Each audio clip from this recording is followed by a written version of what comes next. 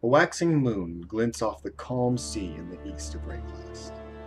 In one of Namakanui's secluded coves, an Empire ship sits moored. But this is no common merchant vessel, nor slaver's craft. No, this is High Templar Vol's personal vessel. Welcome to Lore of the Worlds, where we walk through the stories that make up the lore from some of our favorite games. I am Nebar, and today I'll be going over some of the circumstances of the Karui people that led to Kaom's rise. These stories come from Path of Exile, a fantastic, in-depth, and complex ARPG from Grinding Gear Games. Though I tried to limit it, there will be a bit of speculation or a hint of embellishment, but only for the sake of narrative. So sit a spell and hear the woe and suffering of the Karui people.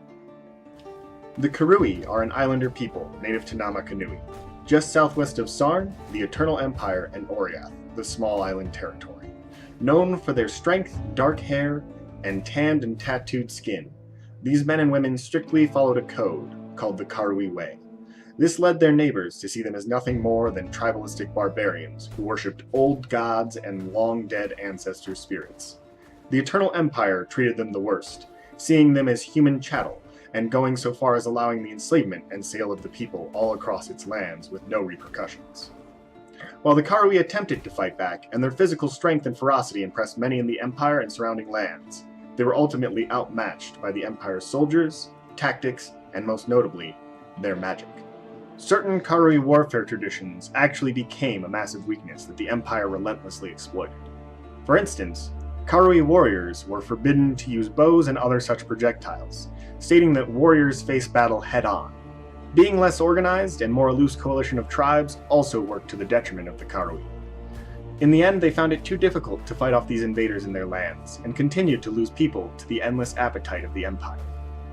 It was into this world Kaom was born, a warrior whose ferocity was unmatched even in the Karui. It is unclear if Kaom was born a chief or if his prowess in battle brought him the position.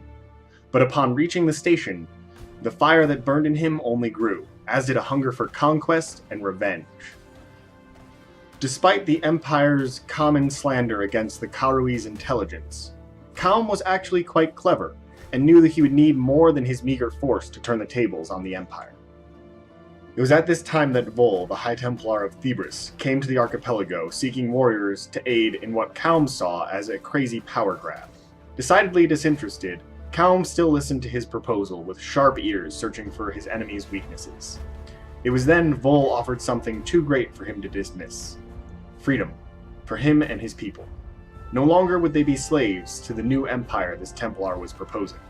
Kaom agreed to support the rebellion that Vol proposed immediately, and the workings of his plans began to fall into place. He sent his niece, Hiri, back to Thebris with Vol to study archery.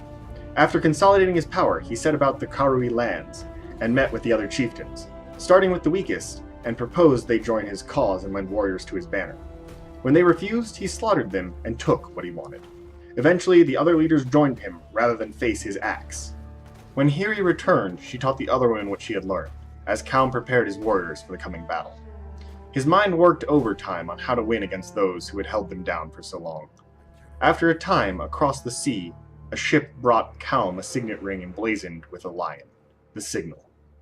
That night, Kaom's canoes slipped into the water with the war host he had spent his life creating behind him.